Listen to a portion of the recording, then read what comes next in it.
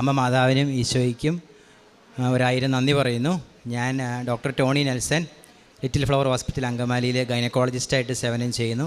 ഇതെൻ്റെ wife doctor Nancy Thomas, Ernakulam general ആശുപത്രിയിൽ assistant സർജനായിട്ട് സേവനം ചെയ്യുന്നു. എനിക്ക് 6 മക്കളുണ്ട്. മൂത്ത ആളിന്ന് ഇവിടെ എത്തിപ്പെടാൻ പറ്റിയിട്ടില്ല, അവന് ഒരു ധ്യാനം കൂടിക്കൊണ്ടിരിക്കുകയാണ്. അപ്പോൾ ഞങ്ങൾക്കുണ്ടായ അനുഗ്രഹങ്ങൾ, ഞാൻ എൻ്റെ ഉടമ്പടി എടുത്ത് ഡിസംബർ 26, 2024. അപ്പോൾ പല കാര്യങ്ങളും ഉണ്ടായിരുന്നു. ഒന്ന്, എൻ്റെ ഈ ഏറ്റവും ഇളയ മകൻ്റെ കാല്, അവനൊരു 10 മാസം കഴിഞ്ഞപ്പോഴേ നടന്നു തുടങ്ങിയായിരുന്നു. അപ്പോൾ അവൻ്റെ കാലിന് അത്യാവശ്യം നല്ലൊരു വളവുണ്ടായിരുന്നു. അപ്പോൾ ഉടമ്പടി എടുത്തതിന് ശേഷം ഞാൻ ഡെയിലി ബ്രെഡ്, ഞാൻ രാവിലെ 5:30 അച്ഛന് ഡെയിലി ബ്രെഡ് കൂടും. അതുപോലെ എല്ലാ ദിവസവും ദിവ്യബലിയിൽ സംബന്ധിക്കും. 2 ആഴ്ച കൂടുമ്പോൾ കുമ്പസാരിക്കുകയൊക്കെ ചെയ്യും. അപ്പോൾ അങ്ങനെ എടുത്ത് ഞാൻ 2 ആഴ്ചയ്ക്കുള്ളിൽ തന്നെ ഇവൻ്റെ പ്രകടമായ മാറ്റം വന്നു. ഇവൻ്റെ കാല് ഞങ്ങൾ സന്ധ്യാപ്രാർത്ഥന കഴിഞ്ഞ് തൈലം പുരട്ടി പ്രാർത്ഥിക്കുമായിരുന്നു. അപ്പോൾ 90% ഇപ്പോൾ അവൻ്റെ കാലുകൾ നേരെയായിട്ടുണ്ട്. അതുപോലെ തന്നെ വൈഫിന് ഒത്തിരി തടസ്സങ്ങളുണ്ടായിരുന്നു. അവിടെ ഹോസ്പിറ്റലിൽ വർക്ക് ചെയ്യുന്നിടത്ത് ആളുടെ സർവീസ് സംബന്ധമായിട്ടുള്ള കുറച്ച് പേപ്പേഴ്സുകൾ മിസ്സിംഗ് ആയി. പിന്നെ അതിൻ്റെ പ്രൊബേഷനൊക്കെ ഡിക്ലെയർ ചെയ്യാനായിട്ടുള്ള അതിന് നടപടിക്രമങ്ങളൊക്കെ സ്റ്റാർട്ട് ചെയ്യാൻ തന്നെ ഒത്തിരിയേറെ തടസ്സങ്ങളുണ്ടായിരുന്നു. അത് ഉടമ്പടി എടുത്ത് 2 ആഴ്ചയ്ക്കുള്ളിൽ തന്നെ ആ തടസ്സങ്ങളെല്ലാം നീങ്ങി. ഇപ്പോൾ അതൊക്കെ ഓൾമോസ്റ്റ് സോൾവായി. പ്രൊബേഷൻ അധികം വൈകാതെ ഡിക്ലെയർ ചെയ്ത് കിട്ടും. അതുപോലെ അവിടെയും കുറച്ച് അധികം ബുദ്ധിമുട്ടുണ്ടായിരുന്നു പുള്ളിക്കാരത്തിക്ക്. അത് ഡോക്ടർ തന്നെ പറയും. ദൈവനാമത്തിന് മഹത്വം ഉണ്ടാകട്ടെ. ഇന്ന് ഈ വേദിയിൽ ദൈവത്തെ മഹത്വപ്പെടുത്താൻ അവസരം തന്ന നമ്മുടെ എല്ലാവരുടെയും പ്രിയപ്പെട്ട അമ്മ മാതാവിനും തിരുക്കുമാരനും ഒരുപാട് നന്ദി പറയുന്നു. എൻ്റെ പേര് ഡോക്ടർ നാൻസി. ഞാൻ എറണാകുളം ജനറൽ ഹോസ്പിറ്റലിൽ അസിസ്റ്റൻറ്റ് സർജനായിട്ട് വർക്ക് ചെയ്യുന്നു. ഞാൻ സർവീസിൽ ജോയിൻ ചെയ്തിട്ട് 4 വർഷം പൂർത്തിയായി. പക്ഷേ എനിക്ക് ഒരുപാട് സർവീസ് സംബന്ധമായ ഒരുപാട് പേപ്പേഴ്സ് എല്ലാം പെൻഡിങ്ങിലും ഒക്കെ ആയിരുന്നു. അപ്പം നമ്മളത് പല രീതിയിലും ശരിയാക്കുന്ന കാര്യം പല പ്രാവശ്യം ട്രിവാൻഡ്രത്തൊക്കെ പോയി അതൊക്കെ ഒരുപാട് പേരെ കാണുകയൊക്കെ ചെയ്തിട്ടും അതിനൊന്നും ഒരു നീക്കുപോക്കും ഉണ്ടാവാതെ ഇരിക്കുന്ന അവസരത്തിലാണ് 4 വർഷമായിട്ട്. അപ്പോൾ ആദ്യം കോട്ടയം ജില്ലയിൽ വർക്ക് ചെയ്തിരുന്ന ഞാൻ വീടിനടുത്ത് എറണാകുളത്തേക്ക് ട്രാൻസ്ഫർ കിട്ടിയ ആ സന്തോഷത്തിൽ ഞാനിവിടെ വന്നു ജോയിൻ ചെയ്തു ഓഗസ്റ്റിൽ. അപ്പോൾ അങ്ങനെ ഇരിക്കുമ്പോൾ ഒരു 2 ആഴ്ച കഴിഞ്ഞപ്പോഴത്തേക്കും എനിക്ക് ജോലിയിൽ വലിയൊരു പ്രശ്നം നേരിട്ടു.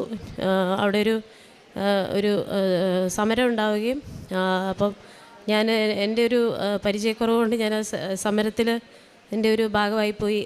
അതിന് ലീവ് എടുക്കുന്നതിന് പകരം ഞാൻ ചെന്നുപെട്ടു.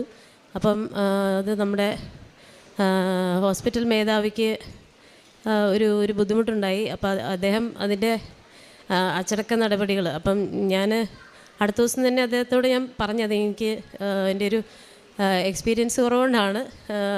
അപ്പം അങ്ങനെ നമ്മൾ പറഞ്ഞ് അപ്പോളജിയൊക്കെ പറഞ്ഞു. എങ്കിലും പിന്നെ അദ്ദേഹം ഒരു മെമ്മോ തന്നു കഴിഞ്ഞിട്ട് ശിക്ഷാ നടപടി പോലെ എന്നെ അവിടുത്തെ, അതായത് എറണാകുളം ജനറൽ ഹോസ്പിറ്റലിൽ അവിടെ വന്നിട്ടുള്ളവർക്കറിയാം, ഒരു സർക്കാർ മേഖലയിൽ ഒരു മെഡിക്കൽ കോളേജൊക്കെ കഴിഞ്ഞാൽ അടുത്തൊരു ഇതാണ്, എല്ലാ സ്പെഷ്യാലിറ്റികളും ഉള്ള ഭയങ്കര തിരക്കുള്ളൊരു സ്ഥലം.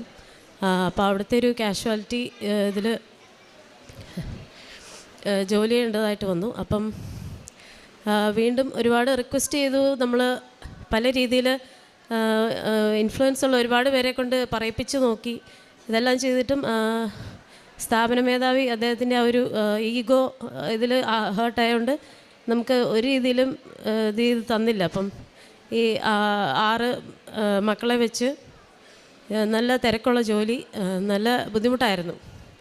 അപ്പം എൻ്റെ പപ്പയുടെ ബ്രദർ ഇവിടെ ഉടമ്പടി എടുത്തിട്ടുണ്ടായിരുന്നു. അപ്പം പാപ്പൻ എൻ്റെ അടുത്ത് ഈ കഴിഞ്ഞ ദിവസം പാപ്പൻ്റെ സാക്ഷ്യം ചാനലിൽ വന്നിട്ടുണ്ടായിരുന്നു. പാപ്പൻ സയൻറ്റിസ്റ്റാണ്, റിട്ടയർഡ് സയൻറ്റിസ്റ്റാണ്. അപ്പം പാപ്പൻ എൻ്റെ അടുത്ത് പറഞ്ഞു, നിങ്ങൾ ഉടമ്പടി എടുക്കും, മാതാവെല്ലാം നോക്കിക്കോളും എന്ന് പറയുന്നുണ്ടായിരുന്നു. പക്ഷേ അപ്പം നമുക്ക് നേരത്തെ മുതൽ ഒരു ഉടമ്പടി എടുക്കാനൊക്കെ ഒരു മടിയായിട്ട് ഇങ്ങനെ ആകെ ഒരു സംശയങ്ങളൊക്കെ ആയിട്ട് ഇങ്ങനെ ഇരുന്നു. അപ്പോൾ ഞങ്ങൾ ഈ ബുദ്ധിമുട്ടുള്ള സമയത്താണ് നമ്മുടെ ഡെയിലി ബ്രെഡ് വീഡിയോസ് ഇങ്ങനെ പാപ്പനിങ്ങനെ അയച്ചു തരികയൊക്കെ ചെയ്തപ്പം അത് ദിവസവും കാണുമായിരുന്നു. ഞാൻ 5:30-ക്കല്ല കണ്ടിരുന്നത്, ഞാൻ ഞാനെപ്പോഴും ഹോസ്പിറ്റലിലോട്ട് പോകുന്ന സമയത്ത്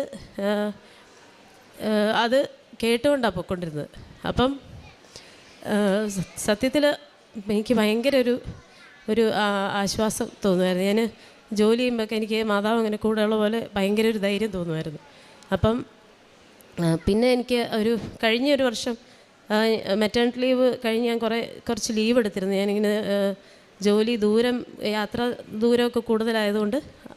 അപ്പോൾ അതിന് ശേഷം ഒരു 10 മാസത്തോളം ശമ്പളം എനിക്ക് പെൻഡിങ് ആയി കിടക്കുമായിരുന്നു. അപ്പം ഇതെല്ലാം കുറേ പേപ്പർ വർക്ക് ശരിയാവാതെ നമ്മൾ ഇതെല്ലാം ട്രിവാൻഡ്രത്ത് പോകുമ്പോഴൊക്കെ നോക്കും, പക്ഷേ ഇതൊന്നും ശരിയാവാതിരുന്നു. അപ്പോൾ ഈ ഡെയിലി ബ്രെഡ് കണ്ടുകൊണ്ട് ഇങ്ങനെ ഇരുന്ന ആ ഒരു സമയത്ത് തന്നെ ശരിക്കും എനിക്ക് ഈ ജോലിയിലൊരു ബുദ്ധിമുട്ട് നേരിട്ടത് അതൊരു മാതാവ് ഒരു അനുഗ്രഹത്തിനാക്കി തീർത്തു തന്നു. എനിക്ക് പലർ വഴിയായിട്ട് എൻ്റെ ലീവിൻ്റെ പേപ്പറെല്ലാം റെഡിയായി വന്നു. ഞങ്ങളിവിടെ ഉടമ്പടി ആദ്യമായിട്ട് എടുക്കാൻ വരുന്നത് ഡിസംബർ 26-നാണ്. അപ്പോൾ അതിനൊരു 2 ദിവസം മുമ്പ്, ക്രിസ്മസിന് മുമ്പായിട്ട് എൻ്റെ ലീവ് സാങ്ഷനായ ഓർഡർ എനിക്ക് കയ്യിൽ കിട്ടി. അപ്പം ഞാനന്നേരം ഓർത്തു, നമ്മൾ കൃപാസന മാതാവിനോട് പറഞ്ഞപ്പോഴേ ഇത് ശരിയായല്ലോ. പക്ഷേ എന്നാലും ഉടമ്പടി എടുക്കാനൊരു മടിയായിരുന്നു, കാരണം ഇതെല്ലാം നമ്മളെക്കൊണ്ട് ഫുൾഫിൽ ചെയ്യാൻ പറ്റുമോ എന്നുള്ള സംശയം കൊണ്ട്. അപ്പോൾ പക്ഷേ ഞങ്ങൾ ഇവിടെ വന്ന് ഞാൻ പറഞ്ഞ 26-ാം തീയതി ഞങ്ങൾ വീട്ടിലൊന്ന് വരുമ്പോഴത്തേക്കും നമുക്കിവിടെ വന്ന് മാതാവിനോട് നന്ദി പറയാം എന്നൊക്കെ പറയും. അപ്പോൾ ഹസ്ബൻഡ് പറഞ്ഞു, ഇല്ല നമുക്ക് ഉടമ്പടി എടുക്കാം. ഞാൻ പറഞ്ഞു, നമ്മളെക്കൊണ്ട് ഇത് ഒക്കെ ഫുൾഫിൽ ചെയ്യാൻ പറ്റുമോ? ഞാനിത് സംശയം പറഞ്ഞു. അപ്പം ഹസ്ബൻഡ് കോൺഫിഡൻ്റ് ആയിട്ട് പറഞ്ഞു, ഇല്ല നമുക്ക് ഉടമ്പടി എടുക്കാമെന്ന് പറഞ്ഞു. അങ്ങനെയാണ് ഞങ്ങൾ ഇവിടെ വന്ന്. അപ്പോൾ ഉടമ്പടി എടുക്കുന്നതിന് മുമ്പ് തന്നെ ഞങ്ങൾക്ക് വലിയൊരു അനുഗ്രഹം ലഭിച്ചു. പിന്നെ അതോടുകൂടി ഉടമ്പടി എടുത്ത് കഴിഞ്ഞിട്ടാണ് മോൻ്റെ കാലിൻ്റെ ഇതും സുഖപ്പെടുന്നത്. പിന്നെ അതിനുശേഷം ഈ വർഷങ്ങളായിട്ട് എൻ്റെ പെൻഡിങ് ആയിട്ട് കിടന്ന വേരിഫിക്കേഷനുള്ള ഒരു ലെറ്റർ വന്നു. ഇങ്ങനെ വേരിഫിക്കേഷനുള്ള ഒരു ലിസ്റ്റ് ആൾക്കാരുടെ ഉടനെ അവിടെ ചെല്ലണം, ഇത് ചെയ്യണമെന്ന് പറഞ്ഞിട്ട്. അതുപോലെ അത് കഴിഞ്ഞ് ഇപ്പം കഴിഞ്ഞ മാസം നമ്മൾ ഉടമ്പടി പുതുക്കി. അപ്പോൾ എനിക്ക് പിന്നത്തെ ഒരു വിഷയം ഇതായിരുന്നു, ഞാൻ എൻ്റെ ഡ്യൂട്ടി മാറ്റി തന്നിട്ടില്ലായിരുന്നു. ഞാൻ ഈ പിള്ളേരെയൊക്കെ വെച്ചിട്ട് നല്ല ബുദ്ധിമുട്ടിയാണ് ഡ്യൂട്ടിക്ക് പോകാൻ വരികയൊക്കെ ചെയ്തിരുന്നത്.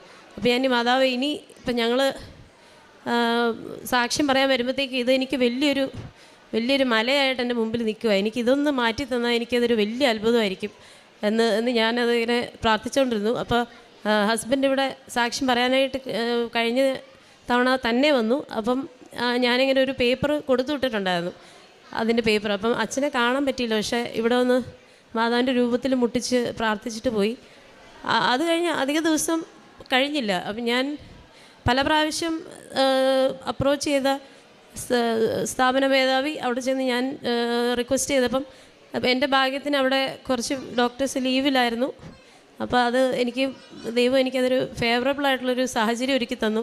അപ്പം ഞാൻ അവിടെ റൂമിൻ്റെ പുറത്തിരുന്ന് 1 മണിക്കൂർ നേരം ഞാൻ അവിടെ ഇരുന്ന് പ്രാർത്ഥിച്ചുകൊണ്ടിരുന്നു. ഞാൻ ഉടമ്പടി ഉപ്പും കാശുരൂപവും എല്ലാം എൻ്റെ കയ്യിൽ ബാഗിൽ വെച്ചിട്ടുണ്ടായിരുന്നു. ഞാൻ ഉപ്പ് അവിടെ പതുക്കെ തളിച്ച് ഞാൻ പ്രാർത്ഥിച്ച് എന്നെ പ്രത്യക്ഷീകരണത്തിൻ്റെ സാക്ഷിയാക്കണമെന്ന് പ്രാർത്ഥിച്ച് അത് കഴിഞ്ഞ് അടുത്തതിൽ കയറി സാധാരണ പറയുന്ന പോലെ തന്നെ ഒഴികഴിവൊക്കെ പറഞ്ഞുകൊണ്ടിരുന്നു. പക്ഷേ എന്തോ ഒരു അത്ഭുതം പോലെ എനിക്കത് തന്നെ ഓക്കെ പറഞ്ഞു കഴിഞ്ഞിട്ടും എനിക്ക് വിശ്വസിക്കാൻ പറ്റിയില്ല, അത് സത്യമാണോ എന്ന് എനിക്ക് വിശ്വസിക്കാൻ പറ്റിയില്ല. ഇതൊരു എനിക്ക് വലിയൊരു പഴയ രീതിയിൽ എനിക്ക് ഡ്യൂട്ടി മാറ്റി തരികയും അങ്ങനെ അതൊരു നമുക്ക് വലിയൊരു അത്ഭുതമായിട്ട് തീർന്നൊരു സംഭവമായിരുന്നു. പ്രേക്ഷിത പ്രവർത്തനം ഞാൻ ഇവിടുന്ന് പല പ്രാവശ്യം വരുമ്പോഴും പല ഭാഷയിലുള്ള പത്രങ്ങൾ, ബംഗാളി, പിന്നെ ഒഡിയ, ഹിന്ദി, ഇംഗ്ലീഷ് പത്രങ്ങളൊക്കെ കൊണ്ടുപോയി. ഞങ്ങൾ ഗോവയിൽ ടൂറൊക്കെ പോയപ്പോഴും അവിടെ നമ്മൾ പോണ വഴിക്കും ട്രെയിനിലും അതുപോലെ ഗോവയിലൊക്കെ ഇറങ്ങി ഹോട്ടലിൽ താമസിക്കുന്ന സമയത്ത് വൈകുന്നേരങ്ങളിലൊക്കെ ഇറങ്ങി നടന്ന് അവിടെയൊക്കെ പത്രം കൊടുത്തു, കൊങ്കണി പത്രമൊക്കെ കൊടുത്തു. അതുപോലെ ഇവിടെയായാലും ഞാൻ താമസിക്കുന്ന കാക്കനാട്, അപ്പോൾ അവിടെ ഒത്തിരി അന്യസംസ്ഥാന തൊഴിലാളികളൊക്കെ ഉണ്ട്. അപ്പോൾ പുറത്തേക്ക് ഇറങ്ങിയാൽ മതി, വൈകുന്നേരം ഇവരിഷ്ടം പോലെ അവരെ കാണാം. അപ്പോൾ അവരോരോരുത്തരോട് നിങ്ങളുടെ ഭാഷ ഏതാണെന്നൊക്കെ ചോദിച്ച് ഞാൻ ഹിന്ദിയിൽ കാര്യം പറയും, എന്നിട്ട് അവരുടെ ഭാഷയിൽ ഒഡിയാണെങ്കിൽ ഒഡിയ പത്രം കൊടുക്കും, ബംഗാളിയാണെങ്കിൽ ബംഗാളി പത്രം കൊടുക്കും. അങ്ങനെ അനേകം പത്രങ്ങൾ ഞാൻ കൊടുത്തു. കാരുണ്യ പ്രവർത്തികൾ എനിക്ക് പറ്റുന്ന രീതിയിലൊക്കെ ചെയ്യുന്നുണ്ട്. കുറച്ചും കൂടി കാരുണ്യ പ്രവർത്തികൾ കാര്യമായിട്ട് ചെയ്യേണ്ടിയിരിക്കുന്നു. സാമ്പത്തിക സഹായമാണ് പ്രധാനമായിട്ട് ആർക്കെങ്കിലുമൊക്കെ ആവശ്യങ്ങൾ വരുമ്പോഴൊക്കെ കൊടുക്കാറുണ്ട്. ഞങ്ങൾക്ക് ഇത്ര അനുഗ്രഹങ്ങൾ തന്ന ദൈവമാതാവിന് ഈശോയ്ക്കും ഒരുപാട് നന്ദി പറയും.